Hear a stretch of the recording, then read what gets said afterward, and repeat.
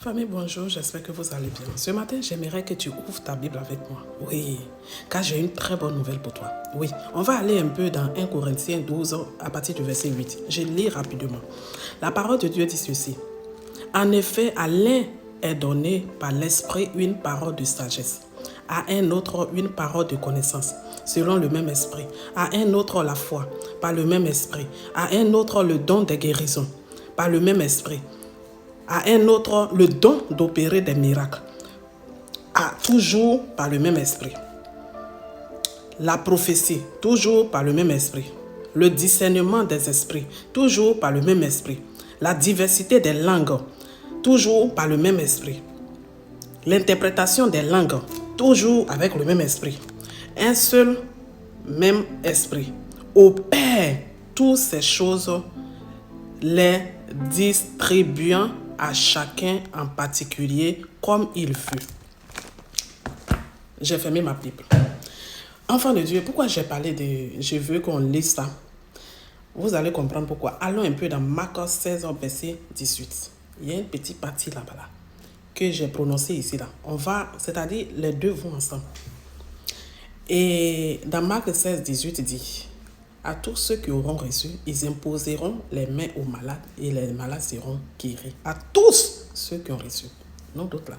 Quand on a entendu à tous ceux qui auront reçu, on a pensé que tout le monde peut prier pour les malades et puis les malades seront guéris. On a pensé que ce don-là, tout le monde pouvait l'exercer.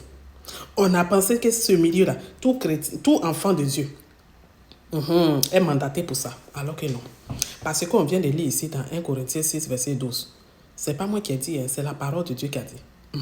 À partir du verset 8 jusqu'à 11. Je viens de lire tout à l'heure. On dit à d'autres la prophétie, à d'autres la foi, à d'autres les diversités de langues, à d'autres, comment on appelle, l'interprétation des langues, à d'autres la sagesse, à d'autres la guérison.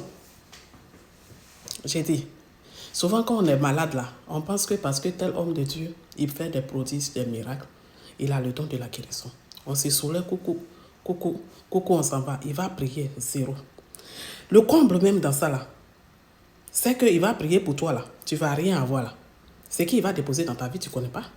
Parce que la parole de Dieu dit aussi que quelqu'un ne peut pas donner ce qu'il n'a pas. On donne ce qu'on a. Quand on impose la main à une personne, on communique une puissance à la personne. On communique, on dépose quelque chose dans la vie de la personne. Tu sèmes quelque chose. Et ce que tu as sémé là, tu as déposé là. Ah, il va se manifester.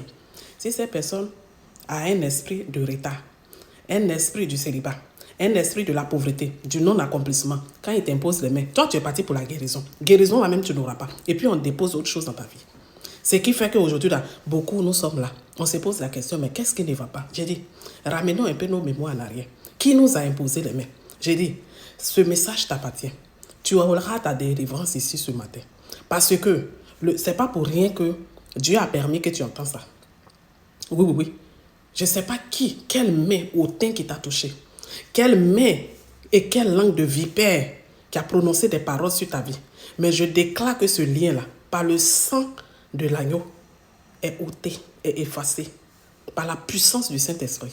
Oui, le sang de Jésus qui brise les jungles te sépare de ces liens maléfiques, te sépare de ces mauvaises sémences dans ta vie au nom de Jésus. J'ai dit, faisons attention. Souvent, on pense que non. Quand on dit tel homme de Dieu, il fait tellement de bien. La parole de Dieu qui est dans les derniers temps. Faisons attention. Quand on s'en va, on se lève, on se dit, on s'en envoie un homme de Dieu là. Analysons son esprit. Rentrons en prière. Pour que Dieu nous convainque que là-bas où le chemin où on veut emprunter là, c'est vraiment le chemin à suivre. Il y a des gens là, je ne sais pas si vous avez remarqué, ils vont faire ta délivrance. Aujourd'hui là, tu as quelque chose comme ça, une maladie incurable. Quand la personne va finir de faire ta délivrance, tu vas recevoir ta guérison. Tu vas partir, même pas 1 an. Tu vas mourir. Ou bien ton enfant va avoir un problème. Ou bien, en tout cas, il aura un malheur qui va frapper la famille. Pourquoi? Parce que cette personne a sémé. Quand la personne sème là, ce n'est pas sur le champ. Ça met du temps. Donc, c'est pour tirer l'attention pour dire que quand Dieu dit à citer toutes ces diversités de langues là, de dons là, tout ça se trouve dans l'église. C'est pour ça, en général, quand on est dans une église et qu'une personne est possédée, et une personne est possédé par un esprit, on appelle tes frères ou tes soeurs, viens prier. Quand une personne est malade, viens prier. Quand une personne a besoin, c'est-à-dire a un manque d'enfants, ou bien un manque de, comment on appelle, de mariage, recherche le mariage, on dit tes soeurs, tes frères, venez prier. Dieu a déposé tout ça là dans l'église. Souvent même dans nos églises, mais souvent même on mélange tout. Mais ce n'est pas normal. Dieu n'est pas dans le désordre. Faisons attention. Qui doit t'imposer les mains? Soyons sûrs que c'est l'esprit qui nous envoie vers cette personne. C'était mon message du jour. J'ai dit, oh, ta vie là, est-ce que tu es sûr qu'il n'y a pas quelqu'un qui t'a imposé les mains? C'est pas ça qui fait qu'aujourd'hui là, c'est comme ça là. Souviens-toi, tu étais malade, tu avais un problème particulier. C'est quel homme de Dieu tu es parti voir? Il dit, oh, tu as ta délivrance ici.